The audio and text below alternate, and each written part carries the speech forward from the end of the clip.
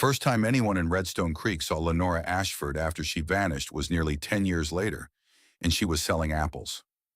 Not ordinary apples. These were deep crimson, polished until they caught the autumn light like gemstones, arranged in neat rows inside moss-lined wooden crates. Each apple was larger than a grown man's fist. Firm, fragrant, impossibly fresh for mid-October, when every orchard in the valley had long since finished its harvest. She walked into Orally Pruitt's general store just before noon. No wagon, no hired hand, just a mule carrying two wooden crates across its back and a copper-colored dog with a graying muzzle padding quietly at her side. A young woman walked beside her, tall and straight-backed, with the same determined set to her jaw. Orally lifted one apple from the crate. She turned it slowly in her weathered hands, feeling its weight, its impossible perfection. "Where did you grow these?" she asked. Lenora did not answer. Orally cut it open with her paring knife. Juice ran down the blade immediately. The scent filled the store like a memory of summer, sweet and sharp and alive. Two ranchers standing near the feed bins stopped talking. A farmer's wife set down the bolt of cloth she had been examining. Someone took a bite. The flesh dissolved on the tongue. Sweet, bright, better than anything grown in that valley in years. But the apples were never the real story. The apples were just the thread. And once people started pulling on that thread, they discovered something that unsettled nearly everyone in Redstone Creek. Because Lenora Ashford had disappeared from the valley after the sheriff seized her land. She had walked into the mountains with a 7-year-old daughter and nothing but a mule and a dog. Everyone assumed she was dead. Everyone assumed the child was dead. Yet here she stood, alive and healthy and trading fruit that no one could explain. And beside her stood that same daughter, now a young woman of 17, with steady hands and knowing eyes. To understand how that happened, you have to understand why she lost everything in the first place. In the spring of 1883, Lenora Ashford was 29 years old and newly widowed. Her husband Ezra had died the previous winter. He had been felling timber along the northern ridge when his axe glanced off frozen bark and he lost his footing on the icy slope. His head struck a granite boulder. The impact killed him before Lenora could reach him, before she could hold his hand, before she could say goodbye. She found him in the snow, already cold, his eyes open to the gray sky. They had been married 6 years. They had one daughter, Willa, who was 7 years old and had her father's brown eyes and her mother's quiet determination. They had built something together on that land, something that was supposed to last.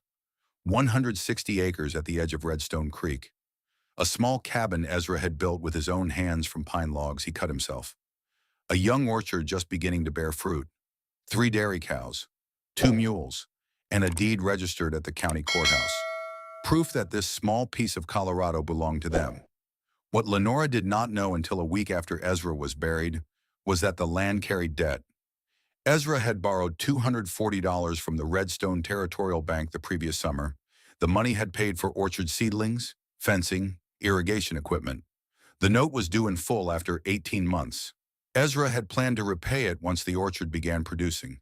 He had done the calculations carefully, figured the timing precisely, planned everything down to the last detail. But Ezra was dead, and the orchard was still too young to bear fruit. Lenora found the note inside a wooden box beneath the floorboards of their cabin. $240. She had $14 in coin, a silver locket that had belonged to her mother, and 3 cattle she could sell. Even if she sold everything, she would come up short. She rode into town the next morning, leaving Willa with a neighbor. The bank occupied a stone building on the main street, solid and respectable, with brass fittings on the door and a clock that chimed every hour. Inside, it smelled of paper and ink and quiet authority. The bank manager was a thin man with sharp features and careful eyes. His name was Phineas Crane. He listened while Lenora explained her situation, his hands folded on the polished desk, his expression revealing nothing. "The debt must still be repaid," he said when she finished. Lenora asked for more time. Crane shook his head slowly. "The bank cannot extend the note, Mrs. Ashford. The terms were clear when your husband signed." She asked if smaller payments would be acceptable. "The agreement does not permit installments." She asked what would happen if she could not pay. Crane's voice dropped slightly, almost gentle, almost kind. The property would revert to the bank. I am sorry, Mrs. Ashford, truly, but business is business. Lenora stared at him for a long moment. She thought of Ezra's hands building that cabin, log by log. She thought of the orchard he had planted with such hope, such certainty about the future. She thought of Willa asking when her father was coming home. "And the orchard?" she asked quietly. Crane shrugged. "Sold with the land." Dr. Edmund Hollister was standing near the door, waiting for his own appointment. He was a tall man with graying hair and the confident manner of someone who had never doubted his own expertise. He had heard everything. "A widow with a young child," he said, shaking his head with something that might have been sympathy. "Perhaps you should consider returning to England, Mrs. Ashford. Cornwall, was it? Surely you have family there who could take you in." Lenora looked at him. She did not answer. She walked out of the bank and thus stood on the wooden sidewalk, watching the people of Redstone Creek go about their ordinary lives. And she understood something for the first time. The system was not designed to help people like her. 3 months passed. Lenora worked constantly. She sold 2 of the cows. She took in mending and laundry. She preserved everything the garden produced and sold what she could spare. She calculated and recalculated the numbers every night by candlelight while Willa slept. The numbers never changed. $240 might as well have been 2,000. By the following autumn, Sheriff Harlan Briggs arrived. He was a broad-shouldered man with a weathered face and eyes that had seen too much. He carried a folded document inside his coat, and he held his hat in his hands when he knocked on Lenora's door. Briggs was polite, almost apologetic, but the paper said the same thing every foreclosure notice said. The debt had matured. The bank now owned the property. Lenora had 7 days to vacate. "Please," she said, and she hated the sound of her own voice, hated that she had been reduced to begging. "My daughter is 7 years old. She has already lost her father. Can you give us more time? Just until spring?" Briggs looked at the floor. He looked at the cabin walls, at the small bed where Willa slept, at the sampler Lenora had stitched and hung beside the window. "Home is where the heart finds rest." "I am sorry, Mrs. Ashford. I am just following the law." He left the notice on her table and walked away without looking back. That evening, Lenora learned something that transformed her grief into something harder, something colder. Old Tobias Jennings stopped by the cabin after dark. He was 78 years old, one of the original settlers, and he had known Lenora's grandmother through letters exchanged across the ocean years ago. He had always been kind to her, had always treated her like family. "There is something you should know," he said quietly, standing in her doorway with his hat in his hands. "About your land." Silas Whitmore had known about the debt. Whitmore was the richest cattleman in the valley, owner of nearly 3,000 acres and more cattle than anyone could count. He had wanted Ezra's land for years because it bordered his own property and contained the best water access in the region. He had offered to buy it twice. Ezra had refused both times. "Your husband turned him down last summer," Tobias said. "Told him the land was not for sale at any price." Whitmore was not pleased. Lenora felt something cold settle in her chest. "What are you saying?" "I am saying that Whitmore knew about the banknote before Ezra died. I am saying he has been waiting. I am saying that tomorrow morning, when the bank auctions your property, there will be only one bidder." The auction happened exactly as Tobias predicted. Silas Whitmore purchased Lenora's land for less than half the original loan. He stood in the courthouse with his hands in his pockets and a small smile on his face. And when the auctioneer called the sale final, he tipped his hat toward Lenora as if they were passing on the street. "Nothing personal, Mrs. Ashford," he said. "Just business." Lenora did not respond. She turned and walked out of the courthouse, her spine straight, her face composed, her hands clenched so tightly her fingernails left crescents in her palms. This was not bad luck. This was not misfortune. This was a trap, carefully laid, patiently waited for, sprung at the perfect moment. The night before they had to leave, Lenora sat beside Willa's bed and watched her daughter sleep. The child's face was peaceful, untroubled, still innocent of everything that had happened. She did not understand about debts and banks and powerful men who took what they wanted. She only knew that her father was gone and that something was wrong, something her mother could not fix. Lenora reached out and brushed a strand of hair from Willa's forehead. I made you a promise, she whispered. When you were born, I promised I would give you a home, a real home, one that would last, one that no one could ever take away. She had failed that promise. The home Ezra built was gone.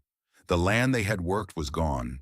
Everything they had planted and planned and hoped for had been stripped away by men with papers and laws and cold eyes. But promises did not disappear just because keeping them became difficult. Lenora opened the trunk at the foot of her bed and removed a leather-bound journal that had belonged to her mother. The pages were yellowed with age, filled with careful handwriting and faded ink. Her mother, Morwenna Penrose, had kept bees in Cornwall for 40 years. She had understood things about land and soil and growing that most people never learned. Knowledge passed down through generations of women who watched and listened and remembered. Lenora turned to a page near the middle of the journal. If you want to build something lasting, her mother had written, start where no one bothers looking. Find the hidden places, the forgotten valleys, the land that seems worthless because no one understands its secrets. That is where empires begin. Lenora closed the journal and held it against her chest. She knew what she had to do. They left before sunrise on the final morning. The air was cold enough to frost the grass, cold enough to make their breath visible in the gray light. Lenora loaded everything she owned onto the mule, a bedroll, 2 iron pots, a hatchet, 3 sacks of grain, Ezra's rifle, and her mother's journal. Willa carried her own small bundle, a change of clothes, her father's pocket watch, and a rag doll with button eyes that she had named Rose. The dog appeared on the second day. He was a lean animal with a coat the color of old pennies, bright, intelligent eyes, and a quiet way of moving that suggested he had learned caution the hard way. He followed them through the hills without barking, without begging, just walking a few yards behind the mule as if he had always been part of their small caravan. That night, he curled beside their fire without being invited. He needs a name, Willa said, reaching out to touch his copper-colored fur. Lenora looked at the dog for a long moment. He looked back at her with steady, trusting eyes. Copper, she said. The dog's tail thumped once against the ground, as if he approved. They traveled west for nearly 2 weeks, past the last ranches, past the last fence lines, into the hills where the land folded into deep forests and narrow valleys that appeared on no maps. Lenora was not searching for a town. She was not searching for neighbors or help or charity. She was searching for a place no one cared about, because places people ignored were the hardest to steal. Her mother had taught her something important about land. Not all valuable land looks valuable. Some of the best soil hides where no one thinks to look. The deepest wisdom lives in the places wise men dismiss. On the 15th day, Lenora followed a narrow stream into the mountains. The stream disappeared between 2 ridges, threading through rocks and fallen trees. Copper trotted ahead, his ears pricked forward, his tail wagging slowly. Willa was exhausted, her small feet dragging, her eyes half closed. But she did not complain. She had not complained once since they left. Just a little farther, Lenora said, more to herself than to her daughter.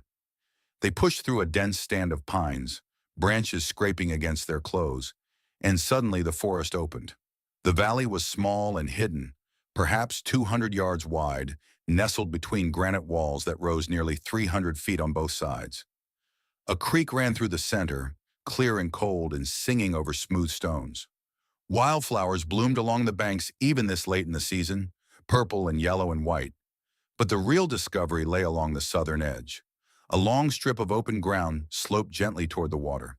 The granite wall behind it faced directly south, catching sunlight from late morning until sunset.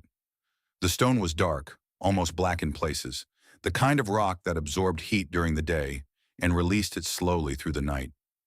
Lenora knelt and touched the soil.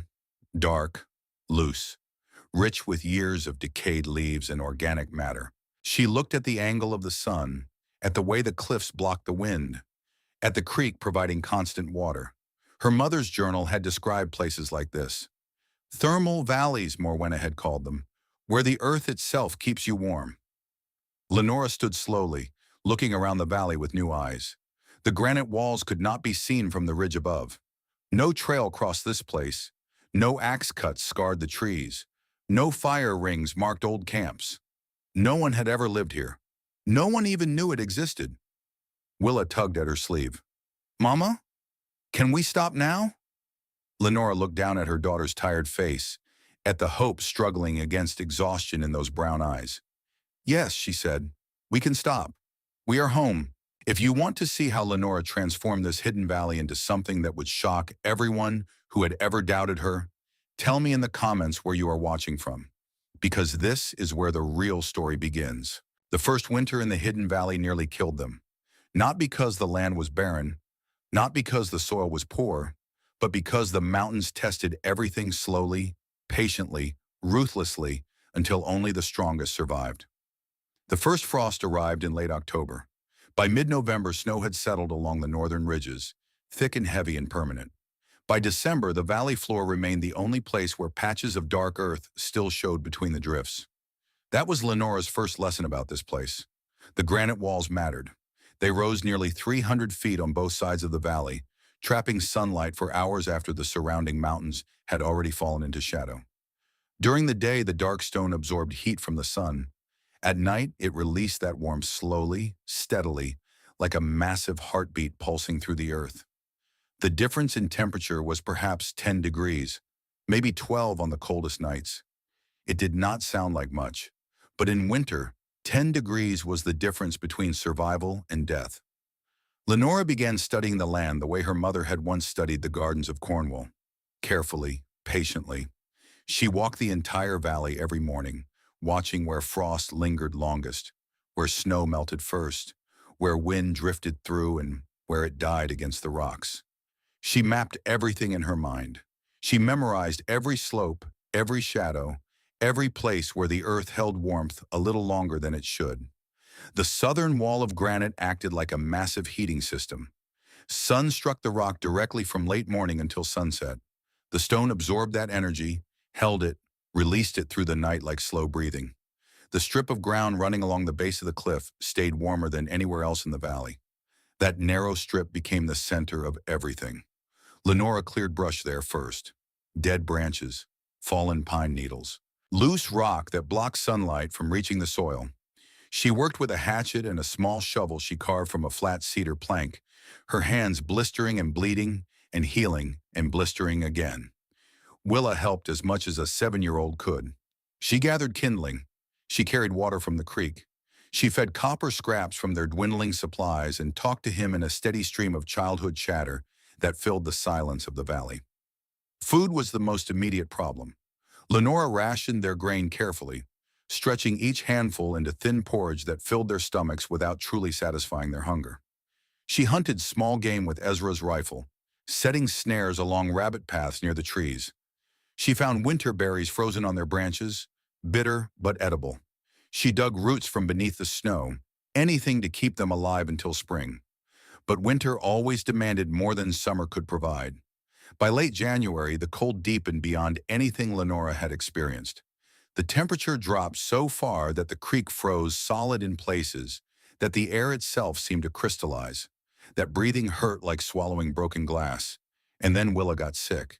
It started with a cough. Just a small cough, the kind children got all the time. Lenora gave her willow bark tea and extra blankets and told herself it would pass, that children were resilient, that Willa would be fine by morning. But morning came, and Willa was worse. Her forehead burned with fever. Her small body shook with chills, even under every blanket they owned.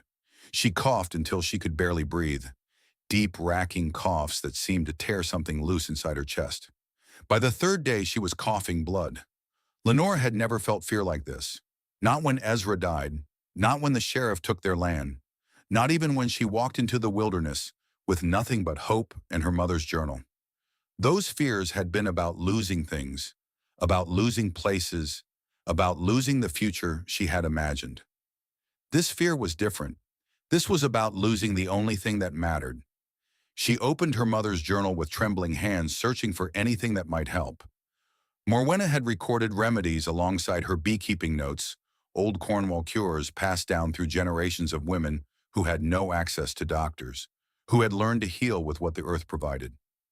Bone broth. Lenora had saved bones from the rabbits she had caught, boiling them over and over until the water turned rich and cloudy. She fed spoonfuls to Willa, tilting her daughter's head back, watching the liquid slide down her throat. Wild herbs. She knew some from her mother's teachings. Mullein for the lungs, elderberry for fever, yarrow to break the sweats. She searched through the snow near the creek, digging with bare hands until she found what she needed, her fingers turning blue and numb. Honey. They had only a small jar left, purchased in Redstone Creek before everything fell apart, hoarded for emergencies. Lenora dissolved spoonfuls in warm water and helped Willa drink, hoping the sweetness would coat her raw throat, would give her strength, would keep her alive one more hour, one more day. 5 nights Lenora sat beside her daughter without sleeping. She wiped Willa's forehead with cool cloths. She held her hand during the worst coughing fits. She sang the old songs her mother had sung to her, Cornwall lullabies about the sea and the moors, and the bees that knew secrets no human could understand. Copper lay at the foot of Willa's pallet, his copper-colored head resting on his paws, his eyes never leaving the child's face. Sometimes he whimpered softly, as if he understood what was happening, as if he was afraid too. On the 5th night, Lenora reached the end of her strength. She had done everything she knew, used every remedy in her mother's journal, burned through every scrap of hope she possessed, and still Willa's fever climbed, still her breathing rattled, still her small body trembled beneath the blankets. Lenora pressed her forehead against her daughter's burning cheek. "Please," she whispered, "please do not leave me. Please do not make me bury you in this valley where no one will ever know your name. Please." She was not sure who she was talking to. God, perhaps. The mountains. The earth itself. Whatever force kept the world turning through the darkness of winter. Whatever power decided who lived and who died. "I will build her a kingdom," she said. "I will give her everything I promised. A home no one can take. A life no one can steal. Just let her live. Please, let her live." The words dissolved into silence. Outside, the wind howled against the granite walls. Inside, Willa's breathing slowly steadied. Dawn came gray and cold, light filtering through the gaps in their shelter like pale fingers reaching through the darkness. Lenora had not moved from Willa's side. She had not slept. She had not eaten. She sat with her back against the wall, and her daughter's hand in hers, watching the small chest rise and fall, counting each breath like a miser counting coins. Willa's eyes opened. For a moment, Lenora was afraid to breathe, afraid any movement would shatter whatever fragile miracle had occurred in the night. "Mama?" Willa's voice was weak, scratchy, but clear. Her fever-bright eyes had cooled to their normal brown. The terrible flush had faded from her cheeks. "I am here," Lenora said, her voice breaking. "I am hungry." Lenora laughed. It was a strange sound in that cold shelter, in that frozen valley, in that desperate winter. It was the sound of someone who had stared into the darkness and found light still burning on the other side. "Then we will find you something to eat," she said. "We will find you whatever you want." She gathered her daughter into her arms and held her, feeling the warmth of life still pulsing through that small body, feeling the weight of the promise she had made in the darkness. A kingdom, a home no one could take, a life no one could steal. She would build it. She would build all of it, starting today. Spring came slowly to the hidden valley, creeping in through the gaps between winter's fingers like water finding its way through stone. The snow retreated up the slopes. The creek swelled with meltwater. The first green shoots appeared along the southern wall where the granite had kept the soil warm through the coldest months. Lenora began building. Not a cabin, not yet. First, she built the foundation for something larger. Something that would transform this hidden valley into a place of abundance. Her mother's journal guided every step. "The Cornwall method," Morwenna had written, "not fighting the land, but partnering with it. Not imposing your will, but discovering what it already wants to give. Stone holds warmth. Water carries life.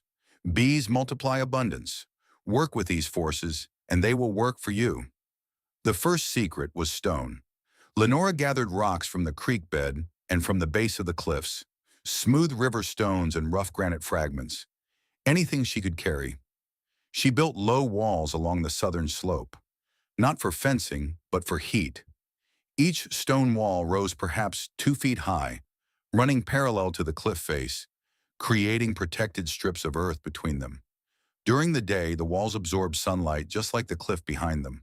At night, they released that heat into the soil, extending the growing season by weeks, protecting tender plants from frost. The temperature difference was measurable.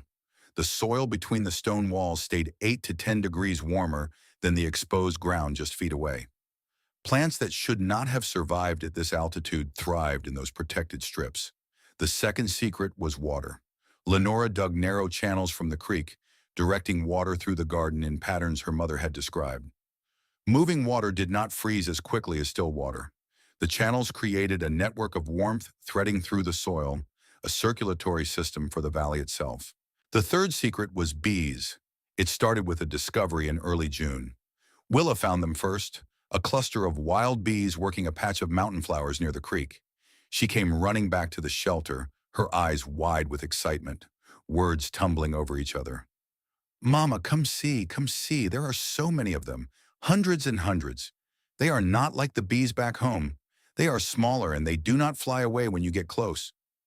Lenora followed her daughter to the flower patch and stood watching the bees work. They were native mountain bees, adapted to the altitude, to the short summers, to the specific flowers that bloomed in these valleys. They moved through the blossoms with patient efficiency, gathering pollen and nectar, performing the ancient work their kind had performed for millions of years. Her mother's journal had devoted more pages to bees than to any other subject. "Bees will make you wealthy if you give them two things," Morwenna had written: shelter and flowers. Everything else they provide themselves. Place hives 15 feet apart to prevent competition. Face them south for morning warmth. Position them near stone walls that hold heat through cold nights. Do this, and they will reward you beyond measure. The valley already had flowers. Thousands of them bloomed across the slopes in summer. Blue lupine and yellow balsam root, and white yarrow and dozens of species Lenora did not recognize. The bees had everything they needed except proper homes. So Lenora built them homes, not from boards, not from the manufactured boxes she had seen in Cornwall. She built hives from what the valley provided, from hollow logs she found along the forest edge, from dead trees that had fallen and dried over seasons. She cut the logs into sections 4 feet long. She split openings along the sides for the bees to enter and exit. She sealed the ends with clay from the creek bank and bark stripped from fallen birches. Each log became a hive, warm and dry and protected from wind, mimicking the hollow trees where bees had nested since before humans existed. She placed the hives carefully along the southern wall, near the gardens, where the granite would warm them through cool nights, 15 feet between each hive, just as her mother had specified, far enough to prevent competition, close enough to create a community. The bees discovered the hives within weeks. They came first as scouts, single bees investigating the hollow logs, testing the air, evaluating the space. Then more arrived, and more, until swarms filled the valley with their humming, turning the summer air into music. By midsummer, every hive was occupied. By autumn, Lenora harvested her first honey, only a few jars from each hive, careful not to take too much, leaving plenty for the bees to survive the winter ahead. But even that small harvest told her everything she needed to know. The honey was extraordinary, dark golden, almost amber, with a complex flavor that tasted like summer distilled into liquid form. The mountain flowers gave it depth, the high altitude gave it clarity, and something about this particular valley gave it a sweetness Lenora had never encountered anywhere else. She sealed the jars carefully, stored them in a root cellar she had dug into the base of the cliff, where the temperature stayed constant year-round. And she understood for the first time that she was no longer just surviving. She was building an empire. The second year, Lenora planted apple trees. She had saved seeds from the fruit they ate during their journey, dried and stored carefully through the winter. She had no guarantee they would grow, no certainty they would survive the altitude, but her mother's journal suggested possibilities. Fruit trees need warmth, Morwenna had written, but warmth can come from many sources: stone walls, south-facing slopes, protection from wind. Give a tree what it needs, and it will give you everything in return. Lenora planted the seedlings along the warmest strip of the southern wall, where the granite radiated heat and the stone ridges blocked the wind. She mulched around each tiny tree with leaves and straw, holding moisture in the soil, protecting roots from frost. Most of them died the first winter. She planted more the second year, and more the year after that. Some survived, some grew. By the fourth summer, a handful of young apple trees stretched their branches toward the sun, their leaves bright green against the gray stone behind them. Meanwhile, the bees multiplied. Each season brought more hives, more swarms, more honey than the year before. The hollow logs that Lenora built filled as quickly as she could place them. By the fifth year, more than 50 hives dotted the valley, humming colonies that worked the mountain flowers from dawn until dusk. But the true miracle was what the bees did to everything else. Pollination transformed the valley. The gardens produced 3 times what Lenora expected. Squash and beans and root vegetables grew larger and healthier than any she had seen in Redstone Creek. The wild berry bushes along the creek bore fruit so heavily their branches bent toward the ground. Even the young apple trees grew faster, their blossoms visited constantly by thousands of golden workers. The bees had not just moved into the valley, they had changed its nature entirely. Willa grew alongside the valley. At 9, she could name every flower the bees visited, could predict weather by watching their flight patterns, could tell from the color of fresh honey which blooms had dominated that week's harvest. At 11, she could manage a hive alone, moving through the frames with calm confidence while bees crawled across her hands without stinging. She had learned her mother's calm, had absorbed it like sunlight, and the bees responded to her steadiness. At 12, she took responsibility for the southern hives while Lenora focused on the gardens and the growing orchard. "You have your grandmother's gift," Lenora told her one evening, watching Willa work a difficult hive that had grown aggressive after a summer storm. "She could always calm them too." Willa smiled, brushing a bee gently from her sleeve. "Tell me about her again, about Cornwall." Lenora told the stories she remembered, stories her mother had told her during long winters in England, stories about the old ways of working with the land instead of against it. She told Willa about the cliffs overlooking the sea, about the gardens that grew in hidden valleys, about the bees that had been kept by Penrose women for generations. "She would have loved this place," Lenora said. "She would have understood it immediately." "Do you miss her?"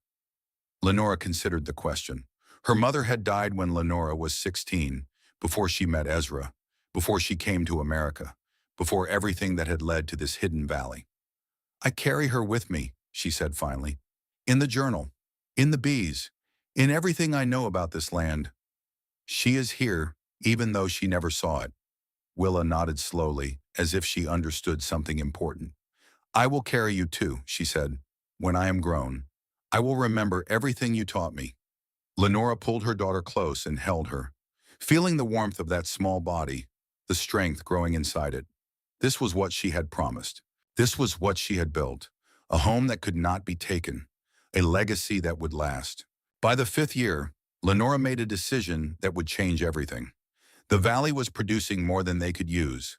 Honey filled the root cellar, jar after jar of golden sweetness. The gardens overflowed with vegetables they could not possibly eat. The first apples had appeared on the oldest trees, small and tart, but unmistakably real. She could not trade in Redstone Creek. Not yet. The town was too close, the memories too fresh, the risk of discovery too great. But there were other towns, other markets, places where no one knew the name Lenora Ashford, where no one remembered the widow who had walked into the mountains with a child and disappeared. She traveled 3 days west to a mining settlement called Silver Fork. She brought honey, carefully wrapped in cloth, and vegetables from the late harvest. She told anyone who asked that she was a widow, that she kept bees, that she lived in the hills. All of it true, none of it revealing. The honey sold immediately. The miners had not tasted anything like it.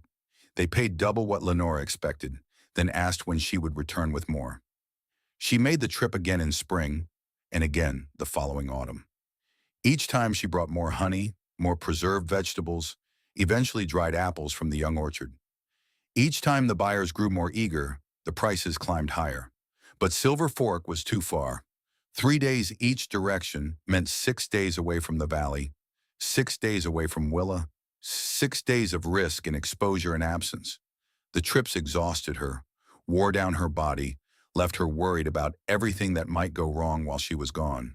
She needed a closer market. She needed Redstone Creek. The first time Lenora returned to Redstone Creek was in the autumn of her 5th year in the valley. She left Willa in charge of the homestead, the first time her daughter, now 12 years old, would manage everything alone. It was a test for both of them, Lenora needing to know that Willa could handle responsibility, Willa needing to prove that she had learned everything her mother taught. "I will be back in 3 days," Lenora said. "4 at most." Willa nodded, her face serious. "I know what to do. If anything goes wrong, hide first, then assess, then decide." Willa recited the rules Lenora had drilled into her. "If someone comes, I am invisible. If someone finds the valley, I use the trails you showed me to disappear." Lenora hugged her daughter tightly. "I love you." "I love you too, Mama. Now go. The honey will not sell itself." Copper stayed behind, his copper coat now showing gray around the muzzle, his eyes still bright with intelligence and loyalty. He would watch over Willa, would alert her to any danger, would keep her company through the quiet nights. Lenora loaded the mule with carefully wrapped jars of honey and walked out of the valley into the wider world. Redstone Creek had not changed. The same wooden buildings lined the same dirt streets. The same horses stood tied at the same hitching posts. The same people walked the same paths they had walked 5 years ago, living their same small lives in their same small patterns. Lenora had changed. 5 years in the mountains had weathered her face, hardened her hands, stripped away the softness that had once marked her as vulnerable. She walked differently now, with the steady confidence of someone who had survived things that would have killed most people. No one recognized her. She walked into Oralee Pruitt's general store just before noon, set 2 wrapped jars on the counter, and waited. Oralee was a sharp-faced woman with quick eyes and a tongue that never stopped moving. She had been the center of Redstone Creek's gossip network for 20 years, the hub through which every rumor passed, the source from which every scandal spread. She opened the first jar. The scent filled the store immediately, sweet and complex and utterly unlike any honey produced in the valley. Oralee dipped a small spoon into the jar and tasted. Her eyes widened. "Where did this come from?" she asked. "The mountains," Lenora said. "Which mountains? Whose bees?" "Mine." Oralee stared at her for a long moment, trying to place the face, trying to connect this weathered stranger to some memory. She failed.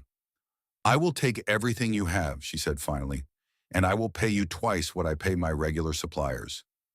Lenora sold every jar she had brought. She used the money to buy salt, flour, new tools, and as many empty glass jars as the store had in stock. She spoke to no one else. She made no conversation. She finished her business and left town before sunset. But she had been seen. If you want to know what happens when Lenora's enemies finally realize she is still alive, and why a 12-year-old girl alone in a hidden valley might be the key to everything, keep watching. This is where the danger truly begins. The second time Lenora returned to Redstone Creek, people remembered the honey. The third time, they remembered her face. By the fourth visit, in the spring of her 6th year in the valley, she had become a mystery that the town could not stop discussing. Oralee Pruitt did what Oralee Pruitt always did. She talked. "Mountain woman," she called Lenora to anyone who would listen, "lives somewhere west of here, keeps bees, will not say where. The honey is extraordinary. The woman is strange." Dr. Edmund Hollister heard the stories and grew curious. He came to the store during one of Lenora's visits, examined the honey with professional skepticism, tasted it with obvious surprise. "This cannot be local," he pronounced. "The flavor profile is wrong for this elevation. The color is wrong. You must be trading with someone from lower country." Lenora looked at him. She remembered his voice in the bank 5 years ago, suggesting she return to England, suggesting she give up and accept defeat. "I keep my own bees," she said calmly, "in my own valley. The honey is exactly what it appears to be." Hollister frowned. "That is not possible. Bees cannot produce honey of this quality at mountain elevations. The growing season is too short, the flower variety too limited." A young man standing near the door laughed loudly. His name was Boone Calhoun, son of one of the valley's cattle ranchers, known for his sharp tongue and sharper opinions. A widow and her little girl surviving alone in those mountains for 5 years? He shook his head with theatrical disbelief. She is lying. She must have found some man to take care of her out there. No woman could build what she is claiming. The store went quiet. Several people looked uncomfortable. Lenora turned to face him. She did not raise her voice. She did not show anger. She simply looked at him with eyes that had seen winters he could not imagine. "You will see," she said. Then she collected her payment and left, leaving Boone Calhoun with a smile frozen on his face and nothing clever left to say. But someone else had been watching. Silas Whitmore had grown older in the years since he bought Lenora's land. His hair had gone gray, his shoulders had begun to stoop, but his eyes remained the same, sharp and calculating, and always searching for advantage. He had heard the stories about the mountain woman with the remarkable honey. He had paid them little attention at first, just another homesteader trying to scrape a living from the wilderness. The mountains were full of such people, most of them doomed to failure. Then someone mentioned that the woman was a widow, that she had arrived about 5 years ago, that she traveled alone except for a mule and a dog. Whitmore felt something cold settle in his stomach. He made inquiries, he asked questions. He listened to descriptions of the woman's face, her manner, her way of speaking. English accent, Orley told him. Not strong anymore, faded with time, but still there if you listen closely. From Cornwall, I would guess, or somewhere in that region. Whitmore went to his study that night and sat in the darkness for a long time. Lenora Ashford was supposed to be dead. Everyone had assumed she was dead. A widow with a young child walking into the mountains in early winter with nothing but a mule and whatever supplies she could carry. The smart money said she lasted a month. The generous estimate gave her until spring. No one believed she could possibly survive. But here was a woman, a widow from Cornwall, who had appeared in the mountains roughly 5 years ago, who kept bees, who sold honey that was better than anything Whitmore's own ranch could produce. It was her. It had to be her. And if she was alive, if she had somehow survived, then she had found something, built something, created something valuable in those mountains, something hidden, something that Whitmore did not control and could not reach. That thought burned in him like acid. He started by hiring Sheriff Harlan Briggs. Briggs had retired from official duties 2 years ago, but he still knew the country better than anyone. He still had the skills. He still needed money. "Follow her," Whitmore said. "Find out where she goes. Do not let her see you." Briggs took the job. He waited in Redstone Creek for Lenora's next visit, then followed her out of town at a careful distance. She took the western road at first, the same path everyone used when heading toward the hills. But after an hour, she turned north onto a narrow trail that most travelers ignored. Briggs followed. Another mile, then 2. The path narrowed. Trees thickened. The ground grew rocky and treacherous. Finally, Lenora reached a small stream crossing. She stopped, knelt beside the water, filled a bucket. Then she continued upstream, walking directly in the water itself. Briggs waited several minutes before following. When he reached the crossing, he stopped in confusion. The trail had vanished. Beyond the stream, the ground was solid rock, flat and featureless, and holding no tracks. Lenora had walked into the water and simply disappeared, leaving no sign of which direction she had gone. Briggs searched for an hour. He rode along both sides of the creek. He scanned the forest, looking for broken branches, disturbed leaves, any sign of passage. Nothing. The mountains had swallowed her completely. He returned to Whitmore with the bad news. "She vanished," he said. "Uses the water to hide her tracks, then crosses rocky ground where no trail can form. I could search those mountains for months and never find her."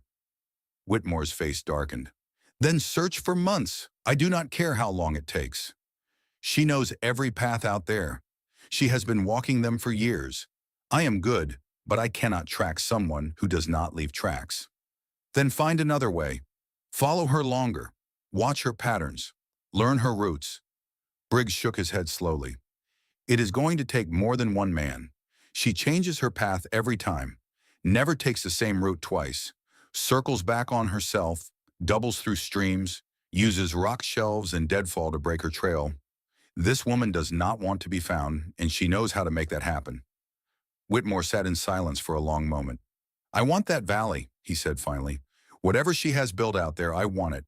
I want her to know that running away solved nothing. I want her to understand that she cannot escape me.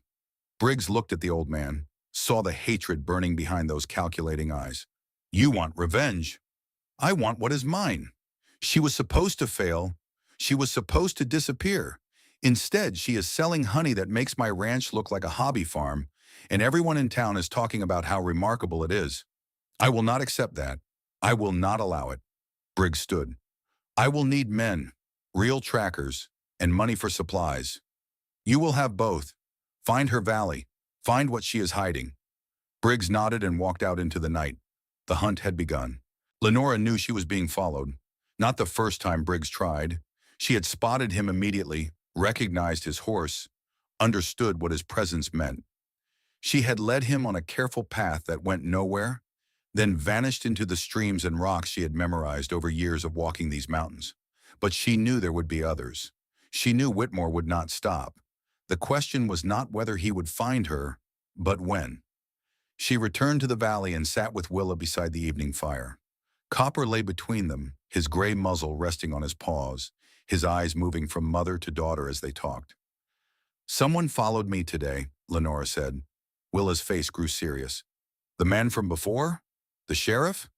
Yes, or someone like him. Whitmore knows I'm alive now. He will not stop looking. What do we do? Lenora looked around the valley, at the hives humming in the evening light, at the gardens flourishing behind their stone walls, at the young orchards stretching toward the sky.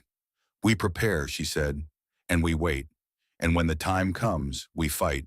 10 years. A decade since Lenora Ashford had walked into the mountains with a 7-year-old daughter and nothing but hope. A decade since she had knelt in the soil of a hidden valley and understood that this place could become everything she had lost and more. The valley had transformed beyond recognition. 150 hives now dotted the slopes, scattered through the forest, placed along the southern wall, hidden in clearings that only Lenora and Willa knew. The bees had become an empire of their own, thousands upon thousands of workers turning mountain flowers into liquid gold. The orchard had grown from a handful of struggling seedlings into 200 trees, their branches heavy with fruit each autumn. The apples that grew here were unlike any others in Colorado, large and sweet and impossibly fragrant, ripening later than any valley orchard, commanding prices that made merchants gasp. The gardens sprawled across the valley floor, feeding not just 2 people, but producing enough surplus to fill a wagon. Root cellars carved into the base of the cliff held supplies that could sustain them through any winter, any crisis, any disaster the world might send. And through it all, Willa had grown. She was 17 now, tall and strong, with her mother's steady eyes and her father's stubborn jaw. She could manage the hives alone, could predict weather by watching bee behavior, could navigate the mountain trails blindfolded. Everything Lenora had learned, she had taught. Everything Lenora had built, Willa understood. The copper-colored dog had aged too. His muzzle had gone completely gray, his movements had slowed, his eyes had grown cloudy with time. But Copper still followed them everywhere, still slept beside the fire each night, still raised his head at every unfamiliar sound. They were a family, strange and small and hidden from the world, but complete, and they were about to be tested. Old Tobias Jennings made the journey into the mountains one September afternoon. He was 88 years old now, bent with age, his hands trembling constantly. But he had walked 6 hours through difficult terrain because he had something to say that could not wait. Lenora found him sitting on a fallen log near the valley entrance, breathing hard, his face pale with exhaustion. "Tobias!" She rushed to his side, alarmed. "What are you doing here? How did you—" "I remembered the old trails," he said, his voice thin but steady. "From before, when the trappers used these mountains. I thought, if she went anywhere, it would be here." Lenora helped him stand. "Come, let me get you water, food. You should not have made this journey." He shook his head. "I had to warn you. Whitmore knows. He has hired men, professional trackers. They have been watching your movements for 6 months." Lenora's blood went cold. "They found a pattern," Tobias continued. "Your routes into town, the timing, the way you always enter from the west and leave before dark. They have been mapping everything. And last week I heard Whitmore talking to his foreman. He said they found the entrance to your valley." The words hung in the air like a death sentence. "When?" Lenora asked. "Soon. Days, maybe. He is gathering men. He plans to come himself." That night, Lenora told Willa everything. They sat beside the fire while Tobias slept in the shelter, exhausted from his journey.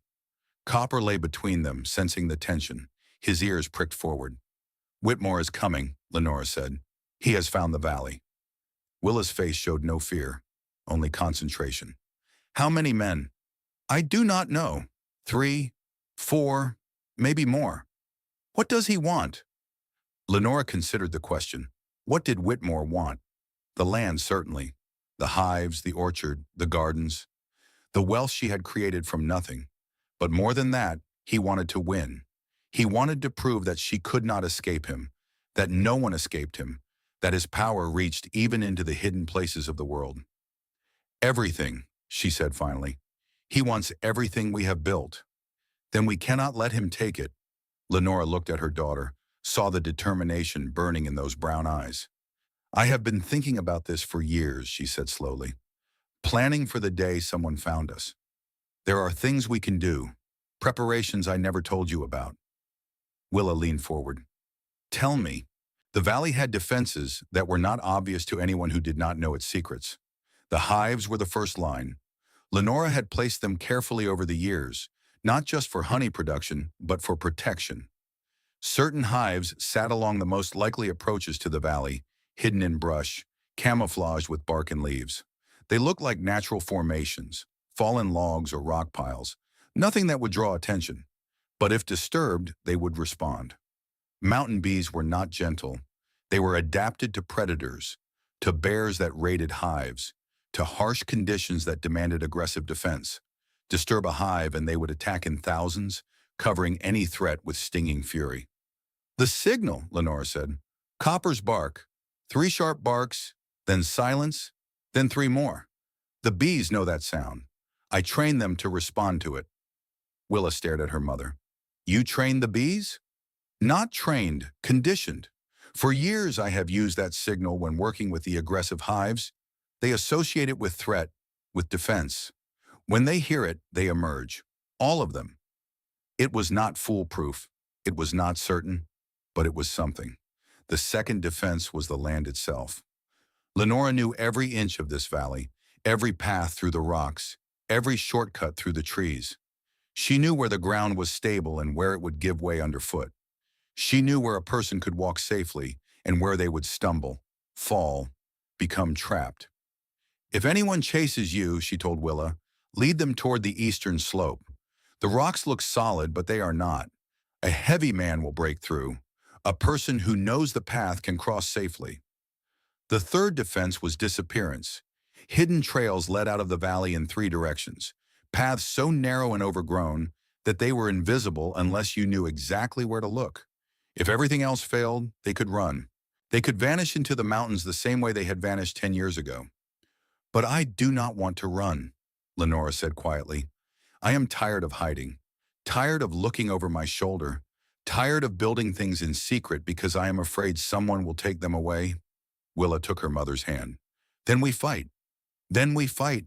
If you want to see how a 17-year-old girl and her mother defended their hidden kingdom against the most powerful man in the valley, stay with me, because what happens next changed everything." They came 3 days later. Silas Whitmore and 3 men rode into the valley just after dawn, following a trail that his trackers had mapped over months of patient observation. Whitmore sat straight in his saddle despite his age, his eyes scanning the valley with naked greed. He saw the hives first, dozens of them, far more than he had expected, scattered across the slopes like strange wooden sculptures. He saw the gardens, lush and productive, even this late in the season. He saw the orchard, trees heavy with fruit, more trees than he could count. And he saw the cabin, smoke rising from its chimney, looking more permanent than anything a refugee widow should have been able to build. "Well," he said to the men beside him, "it seems Mrs. Ashford has been busy." They rode down into the valley floor. Lenora was waiting for them. She stood in front of the cabin, her arms folded across her chest, her face showing nothing. She had known they were coming since yesterday, had watched their approach from the ridge above, had prepared everything she could prepare. But she was alone. Willa was supposed to be with her. They had planned to face this together. Then Lenora understood. Her daughter had another plan. Whitmore dismounted and walked toward her, his boots leaving deep impressions in the soft soil. His men stayed mounted, hands resting on the rifles across their saddles. "Mrs. Ashford," Whitmore said, removing his hat in a mockery of courtesy. "It has been a long time.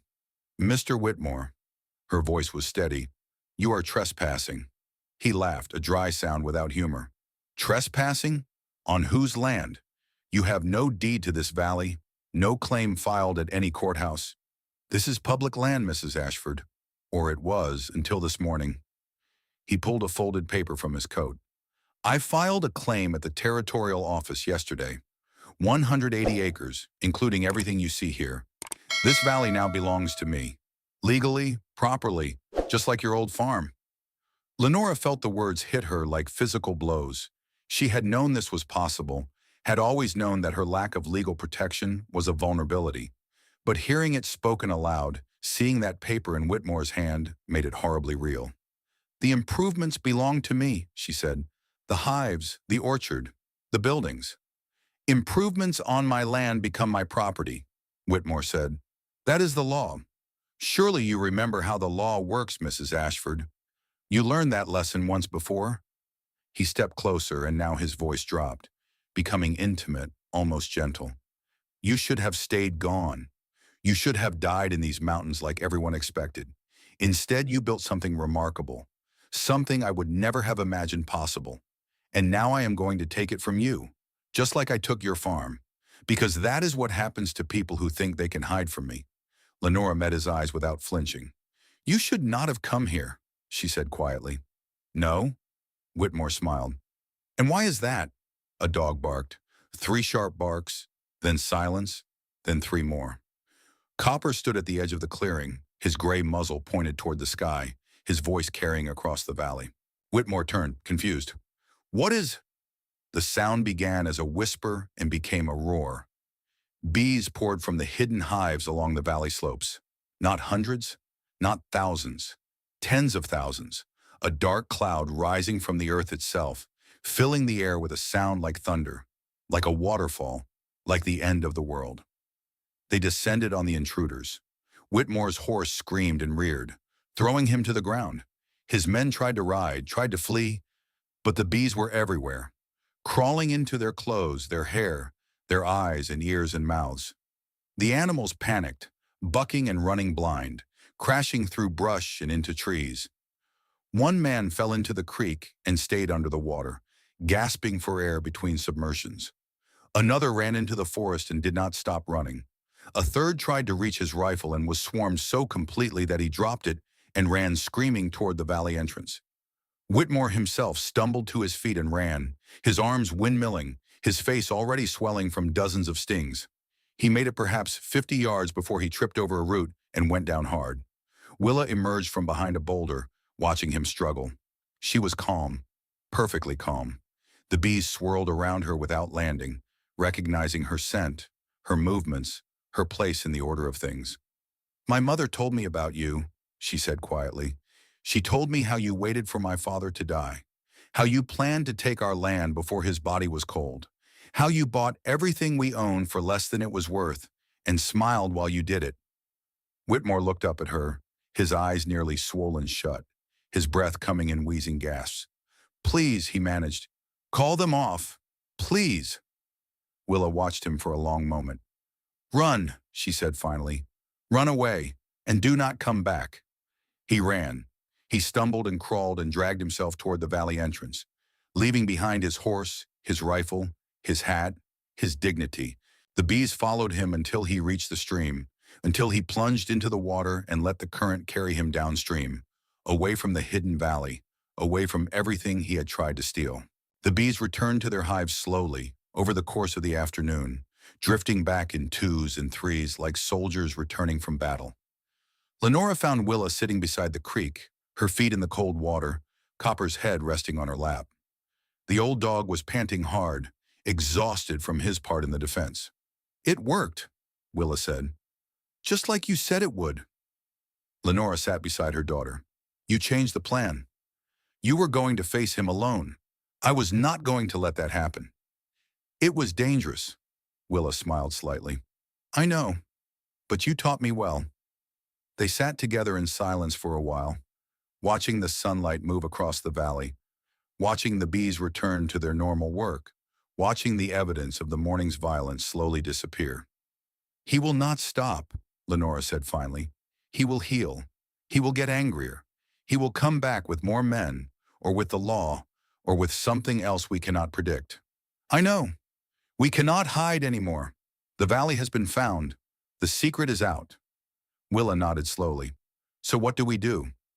Lenora thought about everything she had built, the hives and the orchard and the gardens, the knowledge she had accumulated, the wealth she had created from nothing but earth and sunlight in the ancient wisdom of her mother. We stop hiding, she said. We stop running. We become something too large to take away. 3 weeks later, Lenora Ashford walked into Redstone Creek in broad daylight. She did not arrive before dawn. She did not try to avoid attention. She walked straight down the main street with Willa beside her and Copper padding at their heels, and she let everyone see her. Let them stare. Let them whisper. Let them remember. She had business to conduct. The Territorial Land Office occupied a small building near the courthouse, staffed by a clerk who had never met her before. She presented documents she had prepared carefully over the past weeks, claims filed in proper form, surveys conducted by a licensed surveyor she had hired from Denver, legal descriptions of boundaries that enclosed not just the hidden valley but all the surrounding land, hundreds of acres that no one had ever bothered to claim because no one believed they had value. The clerk examined the papers.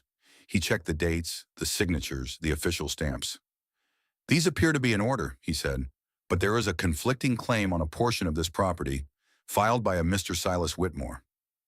Mr. Whitmore's claim was filed after mine, Lenora said calmly. Check the dates. The clerk checked. Lenora had filed her original claim 3 years ago, through a lawyer in Denver who had never met her in person, using money she had saved from selling honey in distant towns. She had known even then that this day would come. She had prepared for it.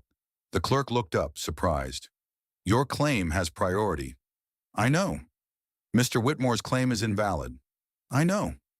The clerk stamped her papers and filed them in the official record. Lenora Ashford was now the legal owner of over 400 acres of mountain land, including everything she had built over the past decade. She walked out of the land office into the autumn sunshine. Silas Whitmore was waiting on the street. His face was still swollen from the bee stings, mottled with yellow and purple bruises.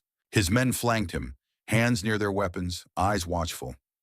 Half the town had gathered to watch. You think this changes anything? Whitmore said, his voice thick with barely controlled rage. You think a piece of paper makes you safe? Lenora stood her ground. The law protected you when you took my land, she said. Now it protects me. That is how systems work, Mr. Whitmore. They work for whoever knows how to use them. I will fight this. I will hire lawyers. I will take this to court. You can try, Lenora smiled slightly. But while you are fighting, I will be building, and building, and building, until I have something you cannot take away, even if you wanted to. She paused. You taught me something important 10 years ago. You taught me that the only real security is being too valuable to destroy. I have spent a decade learning that lesson.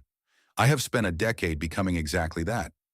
She turned and walked away, Willa at her side, Copper following faithfully behind. Behind her, Whitmore sputtered and raged and threatened things he could not deliver. But everyone watching understood what had happened. The widow who was supposed to die in the mountains had come back stronger than anyone who had driven her away. The story spread across Redstone Creek like wildfire.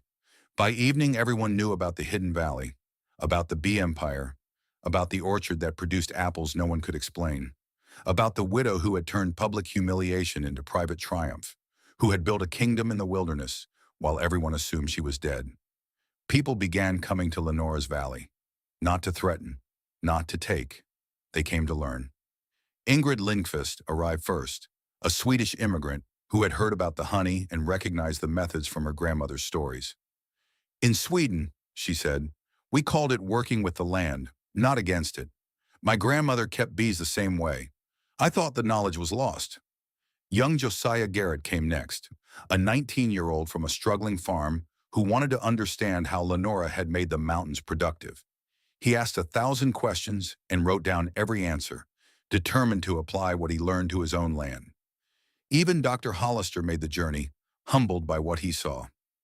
I owe you an apology, he said, standing in the middle of the orchard, surrounded by trees that should not have been possible at this elevation. I told you this could not be done. I was wrong. Lenora accepted the apology gracefully. Traditional knowledge is not inferior to formal education, she said. It is different. It comes from watching and learning and remembering, passed down through generations of people who had to survive without books or universities. That knowledge deserves respect. Hollister nodded slowly. I will try to remember that. Orly Pruitt came too, though she took longer to find her courage. She had spent years spreading rumors about the mountain woman, speculating about impossible things, feeding the town's curiosity with half-truths and invented scandals. She stood at the edge of the orchard, watching the bees work, unable to meet Lenora's eyes. I said things, she finally managed. Things I should not have said. I made your life harder than it needed to be. Lenora considered the apology. She thought about all the whispers, all the doubt, all the small cruelties that accumulated like snow until they buried everything beneath them. Words are easy to speak and hard to unsay, she replied, but the future matters more than the past. If you want to make amends, tell the truth from now on. That will be enough. Even Boone Calhoun appeared one afternoon, hat in his hands, his usual swagger replaced by something that looked almost like shame. I laughed at you, he said, in the store that day, said no woman could do what you claimed. Lenora remembered. She remembered the mockery in his voice, the certainty that she was lying, the casual cruelty that had cost him nothing to deliver. And now, she asked? He looked around the valley, at the hives in the orchard, and the evidence of 10 years of patient labor. Now I think maybe I should learn to keep my mouth shut until I know what I'm talking about. It was not quite an apology, but it was closer than Lenora had expected. Sheriff Harlan Briggs never came to the valley. He had moved away from Redstone Creek the year after his failed pursuit, unable to face the reminder of his failure. Some said he went to California. Others said he simply disappeared, the way people sometimes did when shame became too heavy to carry. Lenora did not think about him often. He had been a tool in someone else's hand, not a true enemy. The true enemy had already been defeated. The following spring, Lenora did something no one expected. She bought back her original farm. The land that Whitmore had purchased at auction, the land where Ezra had built their first cabin, the land where her daughter had been born, had sat neglected for a decade. Whitmore had never developed it, never used it for anything productive. It had simply been a trophy, proof of his victory. Now it was for sale. Whitmore's bee sting injuries had become infected. His pride had been damaged beyond repair. He was selling everything he could liquidate and preparing to leave Colorado for good, seeking somewhere his reputation had not been destroyed. Lenora bought the land for exactly what Whitmore had paid for it 10 years earlier. I do not need it, she told Willa, as they stood on the overgrown property, looking at the collapsed remnants of the cabin Ezra had built. The valley is our home now, but I want you to understand something important.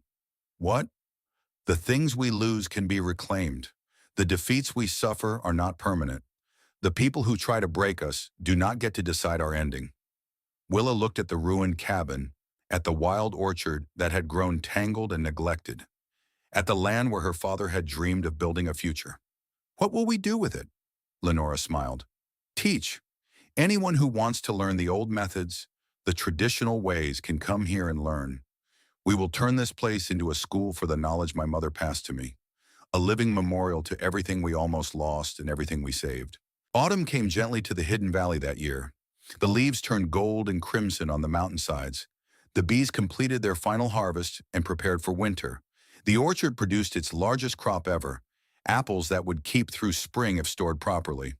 And Copper, the faithful dog who had followed them through a decade of hardship, lay down beside the fire one November evening and did not wake up. He was 11 years old. He had been with them since the second day of their exile, since before they found the valley, since before Lenora knew whether they would survive. He had watched over Willa when Lenora traveled. He had warmed their feet on cold nights. He had given them the companionship that made isolation bearable. They buried him on the hillside overlooking the valley, where the morning sun would warm the earth and the bees would hum through summer afternoons. Willa carved the headstone herself. Copper, first to believe, last to leave. They stood beside the grave as the sun set, mother and daughter watching the light fade from the sky. I miss him, Willa said quietly. I know.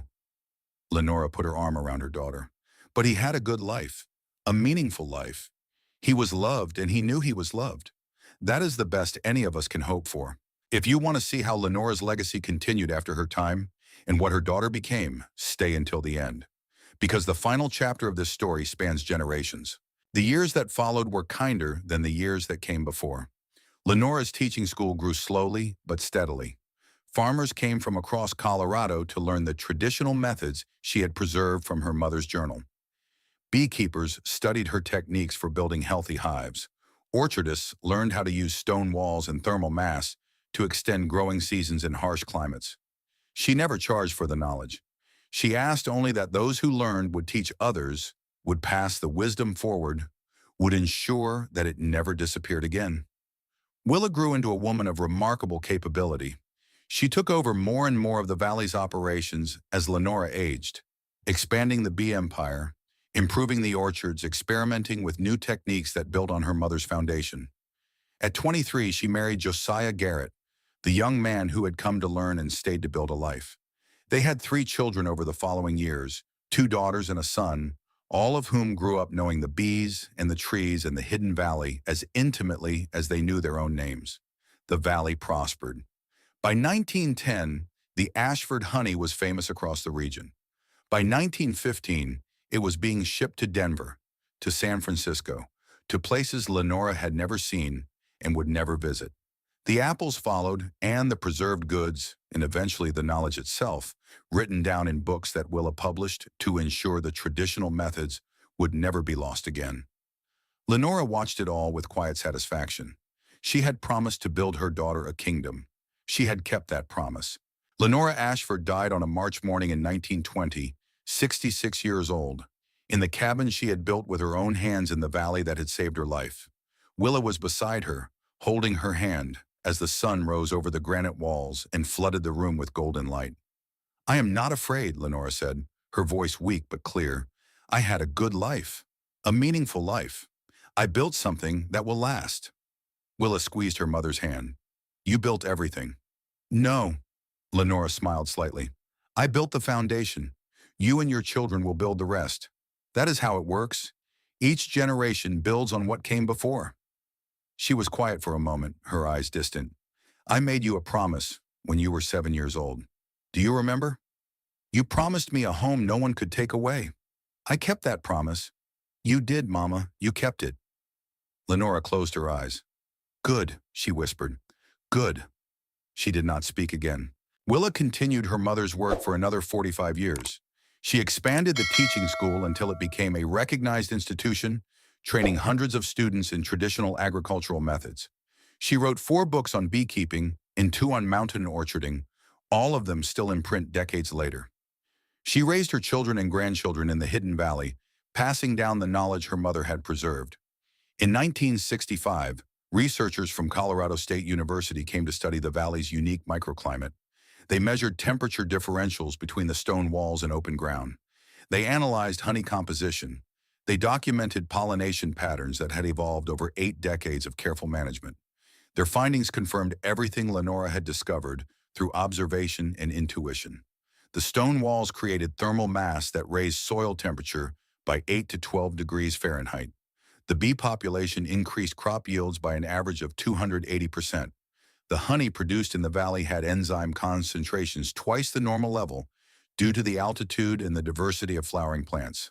Traditional knowledge, they concluded, often contained scientific principles that formal education had only recently begun to understand. Willa smiled when she read the report. My mother knew, she said. She always knew.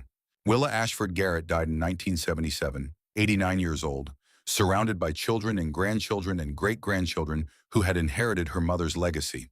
Her final entry in the family journal read, "My mother taught me that land no one notices is land no one steals. But she taught me something more important too. She taught me that the strength to rebuild is more valuable than the things we lose.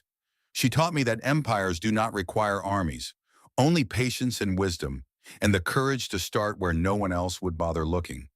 She taught me that hiding was sometimes necessary, but emerging was always the goal. She taught me how to survive, and then she taught me how to live." The valley still exists today. The original cabin is gone, replaced over the decades by larger structures that the Ashford family built as their numbers grew. But the stone walls Lenora constructed remain, still radiating warmth into the soil on cold nights, still protecting gardens that produce abundance from apparent scarcity. The hives have multiplied beyond counting. Fifth-generation beekeepers maintain them now, using techniques that have been passed down through nearly a century and a half of careful practice. And every autumn, when the apples ripen on trees whose ancestors Lenora planted from saved seeds, the family gathers in the valley to harvest and remember. They tell the story of the widow who refused to disappear. They tell the story of the daughter who stood against an empire. They tell the story of a hidden valley that became a kingdom. And they remember the truth that Lenora discovered in her darkest hour, the truth that guided everything she built. The places no one notices hold the greatest potential. The knowledge no one values contains the deepest wisdom. The people no one believes in become the ones who change everything. If this story moved you, please share it with someone who needs to hear it. And if you want to see more stories about ordinary people who did extraordinary things, subscribe now, because there are so many more stories waiting to be told.